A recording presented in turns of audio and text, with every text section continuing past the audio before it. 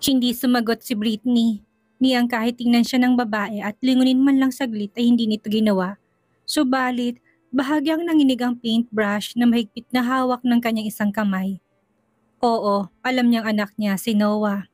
Hindi yun nawawala sa kanyang isipan ngunit kailangan niyang gawin ang bagay na ito sa asawa. Kailangan niyang ipakita na wala siyang pakialam kung hindi ay paniguradong habang buhay siyang mananatili sa piling ng kanyang asawa.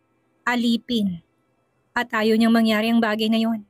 Panahon na upang mas maging matigas siya kay Kenji.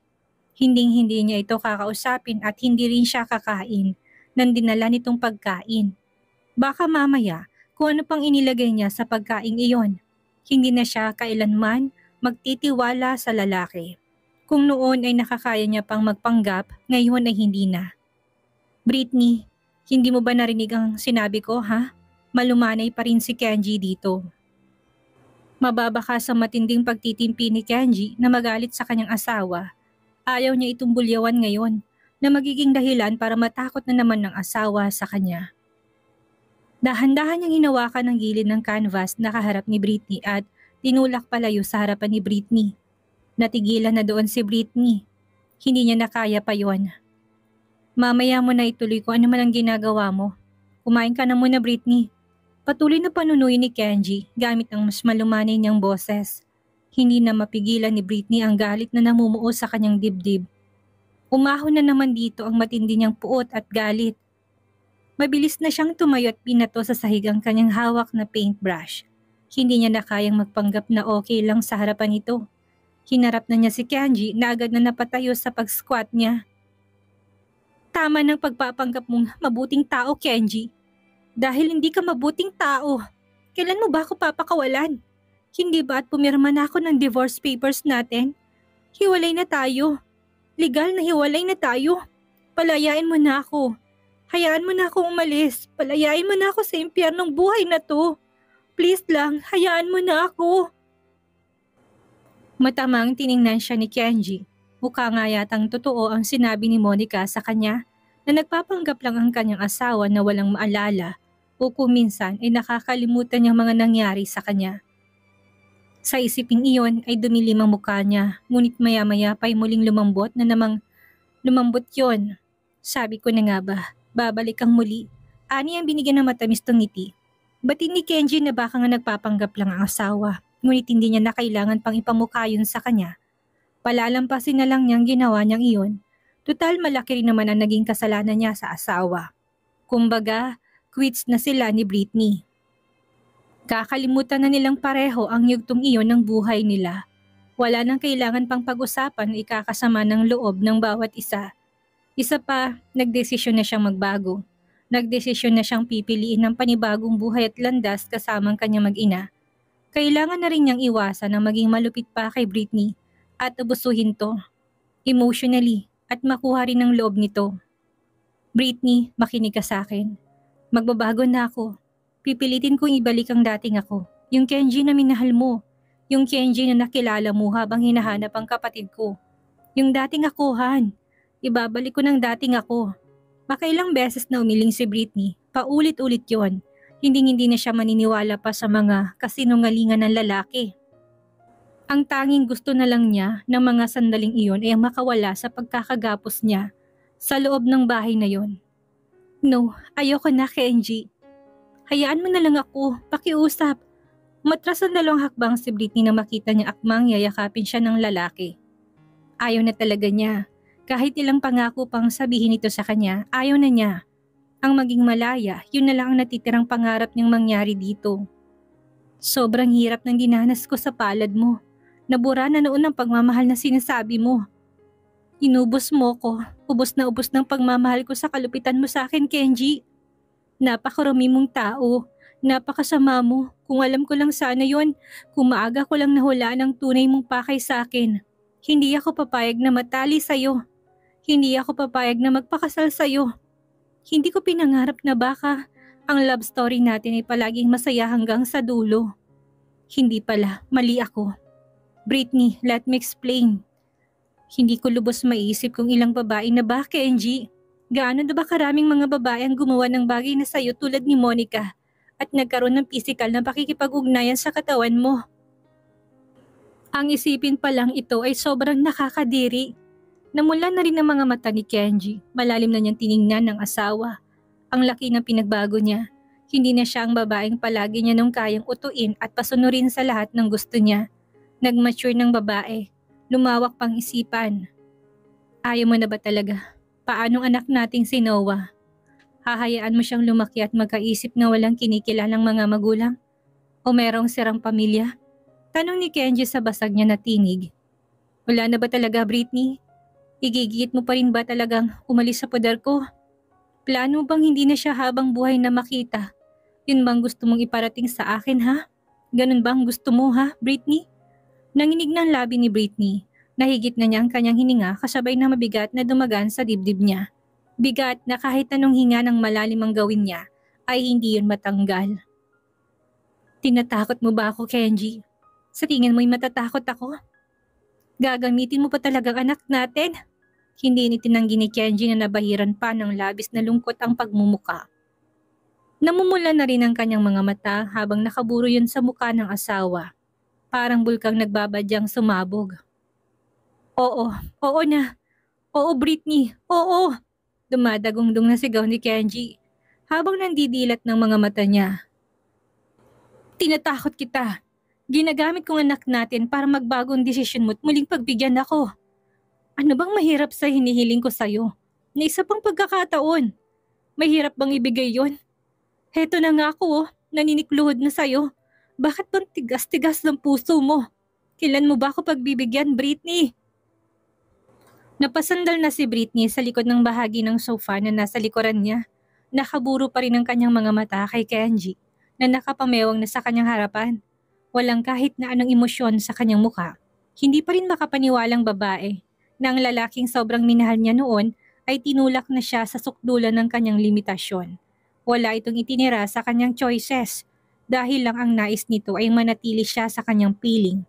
Pati ang walang muwang na anak nila ay dinamay pa ni Kenji upang makuha lang ang gustong manatili siya sa piling nito. Napakasama talaga ng lalaki. Kung anong kinaganda ng ugali ng kanyang pamilya, sobrang sama nito na hindi niya maintindihan kung bakit hindi magawang magpatawad. Bakit hindi mo na lang ako patayin nang matapos ng lahat ng paghihirap ko? Desperadang tinig na tanong ni Britney na may haplos na kaunting kahilingan sa kanya. Napaawang ng bibig ni Kenji sa kanyang tinuran. Hindi siya makapaniwala na hihilingin yun sa kanya ni Britney, gayong inaayos na nga niya ang buhay at relasyon nila. Akala mo, hindi ko malalaman na ginagawa mo lang ang lahat ng ito dahil gusto mo magiganti sa Kuya Gavin ko? Bakit, Kenji? Ang kasalanan niya ba'y kasalanan ko na rin? Bakit ganyan ka sa akin? Akala ko ba mahal mo ko? Minahal mo ba talaga ako o mahal mo ako dahil may pakay ka talagang paghigantihan mo ko? Bumaon ng mga kuko ni Britney sa sofa na nasa likuran niya. Nanginig na ang buong katawan niya pagkasabi niya ng mga salitang iyon na matagal niyang kinikimkim. Kaya pala secret wedding. Kaya pala ikinulong mo ko sa villa sa Pilipinas. Kaya pala ni isa sa pamilya mo ay ayaw mong malaman na may asawa ka na. Kaya pala hindi mo ako magawang ipagmalaki at ipakilalang asawa mo dahil naghihiganti ka. Walang salitang masabi si Kenji. Hindi niya alam kung paano sasagutin ng asawa ngayong alam na nito ang lahat. Ngayong nabuko na nito ang lahat ng ginagawa niya. Wala ka ba talagang awa? Ano na nangyari sa'yo? Sa pagmamahal na sinasabi mo sa akin noon, wala na ba ni katiting Kenji? Tuloy ang bumagsak ng mga luha ni Britney habang nakatitig pa rin sa mga mata ng lalaki. Maawa ka naman sa akin. Wala akong alam sa kasalanan ng kapatid ko. Bakit akong hinahayaan mo magdusa? Bakit akong ginagantihan mo? Hindi mo ko mahal. Minahal mo nga ba ako ng totoo? Hindi rin totoo ang sinasabi mo magbabago ka na. Ayoko nang maniwala pa. Mabigat ang mga paang lumabas ang silid si Kenji. Tinalikuran niya ang asawa at nagpasyang bumaba na lang. Walang patutunguhan ang usapan nilang dalawa nito.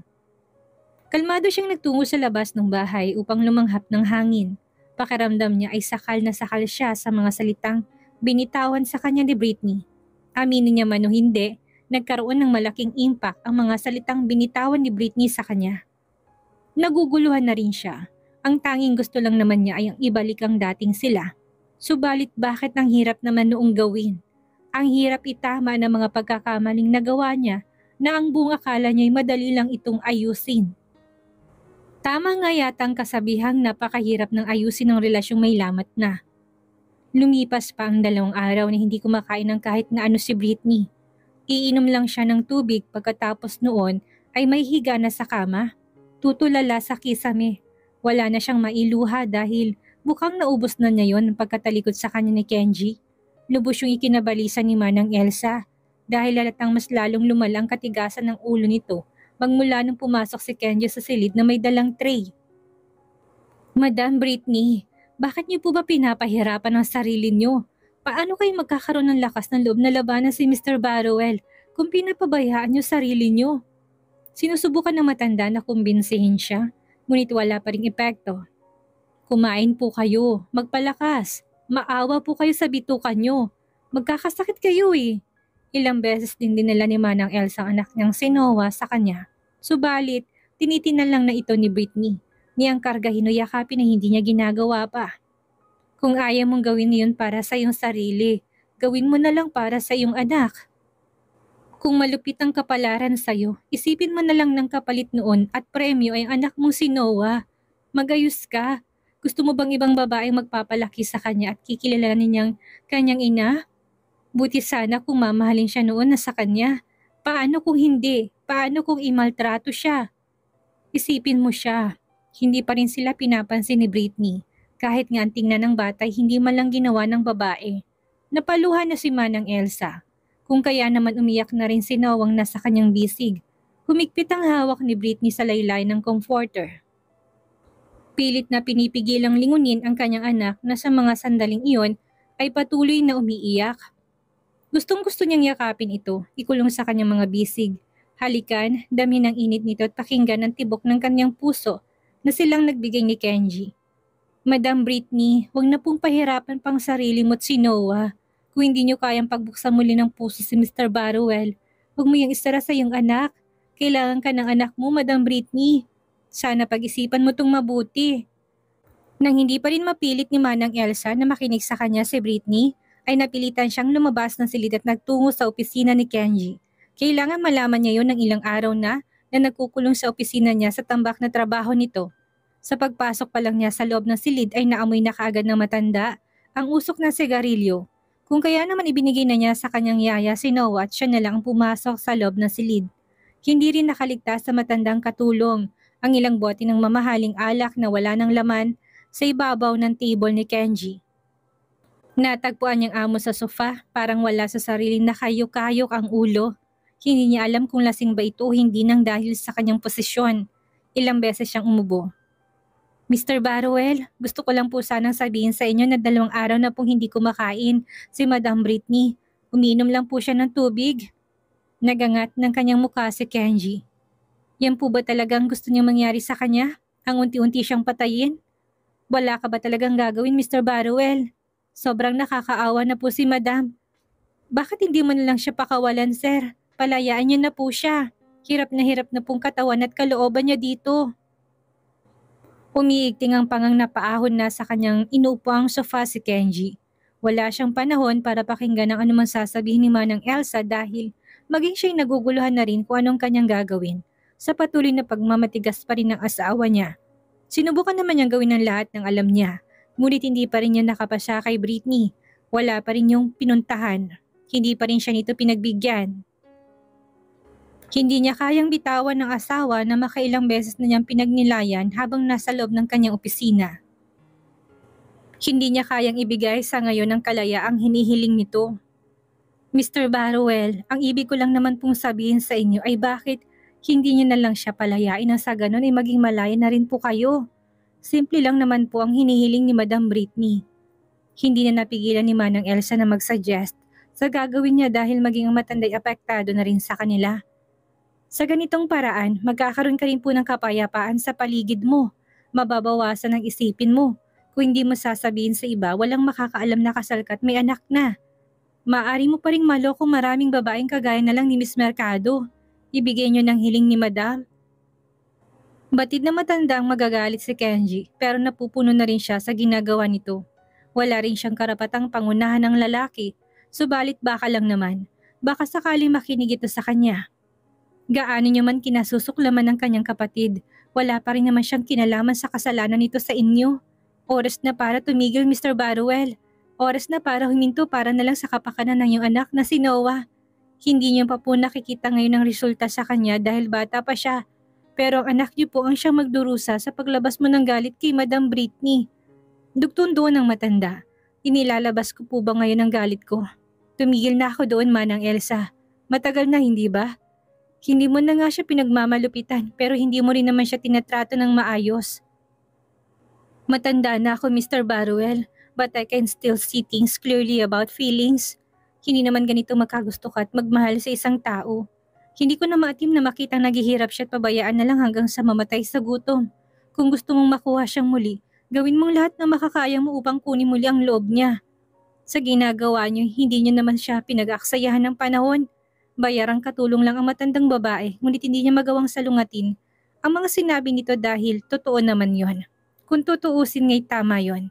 Ngunit anong magagawa niya kung ayaw talaga ni Britney kumain? Kahit nga subuan siya ay ayaw pa rin ng kanyang asawa. Nilagpasan niyang matanda upang puntahan ang kanyang asawa sa silid. Susubukan niya ulit itong amuin. Kakausapin niya ulit ng maayos. Baka sakaling makikinig na, hindi nga nakapagbukas ang mga ilaw sa koridor.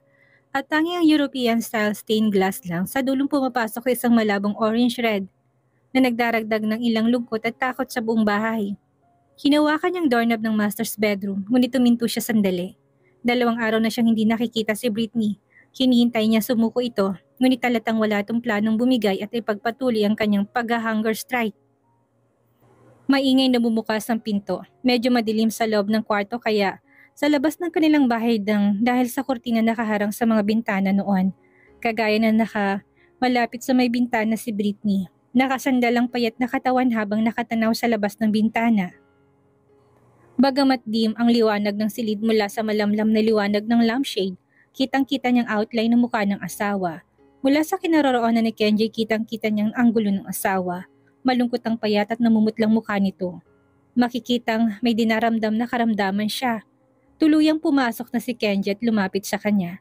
Hindi man lang siya nilingon ni Britney kahit na naramdaman naman nito ang ginawa nitong pagpasok sa loob ng silid. Tinitigan niya mabuting mukha nito at nang ibuka niya ng kanyang bibig ay medyo namamaos ng boses. Hindi niya mapigilang mahabag sa itsura ng asawa. Sabi ni Manang Elsa, 2 araw ka nang hindi kumakain. Wala ka bang gana o ayaw mo talagang kumain dahil gusto mong ipakita kung sinong mas matigas? Gumalaw ang panga ni Britney. Gutom na siya pero kailangan niyang tiisin yon. Kaya niya pa kahit na masakit ng tiyan niya at parang umiikot ng paningin. Umiinom naman siya ng tubig. Iniisip na lang niyang fasting ang ginagawa. Huwag kang magpanggap na hindi mo alam ang dahilan ko kung bakit ako ganito. Malinaw yon. Siyempre alam niyang gusto nitong umalis sa lugar na yon. Sumusugal ka sa isang bagay na alam mong ang magiging kapalit nito ay ang iyong buhay. Britney naman, nakita mo namang hindi ako nagpakita ng awa noong nakaraan sa'yo at hindi ko ibinigay ang hiling mo. Malamang ngayon ay wala pa rin akong pakialam. Hindi ka ba natatakot sa kamatayan ha? Isang katangahan mo yan. Kapag malapit ka na sa puntong iyon, saka mo maiisip at pagsisisihan ang lahat ng bagay. Nilingon na siya ni Britney gamit ang namumula niyang mga mata. Sinamantala yun ni Kenji. Mabilis na hinaplo sa mukha ng asawa sa pag-aakalang hindi ito papalag. Kailangan mong kumain, Britney. Kailangan mo magpakalakas para sa ating anak. Akala ko ba gusto mo makaalis dito? Paano ka aalis niyan kung ganyan ka? Paano kita papayagan na maging malaya kung pinapabayaan mo yung sarili? Ha? Sa tingin mo papayagan kitang lalo sa gusto mo kung pinapabayaan mo sarili mo? Sobrang nakaka-tempt ang mga sinasabi niyo ni Kenji, ngunit wala siyang pangahawakang hahayaan siya nitong umalis sa lugar. Mamaya, ginagamit lang niya yun upang utuin na naman siya. Upang gawin na naman itong gusto niya. Kumain ka, magpataba ka, ibalik mo dati mong katawan. Kapag nagawa mo na yun, hahayaan na kitang maging malaya. Hahayaan na kitang umalis sa poder ko. Tinabig niyang kamay na nakahawak sa kanyang pisngi. Alam niyang tuso to. Alam niyang hindi siya nito hayaang umalis. Hindi siya nito papayagang maging malaya. Sige na, kumain ka na, magpakalakas ka. Hindi ako naniniwala sa'yo. Hindi ako kakain. Hindi ako muling magpapautos sa'yo.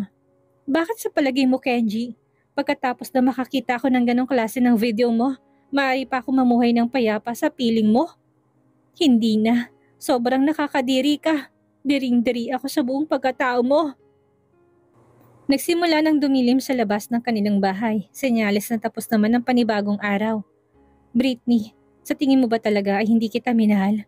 Mahal kita, sobrang mahal kita, kaya nga, sinusubukan kong ayusin ang relasyon natin, hindi ba? Hindi mo lang yun makita dahil nabubulag ka ng galit mo sa akin. Hindi mo lang ma-appreciate dahil hindi mo ako magawang patawarin. Malungkot niyang turan.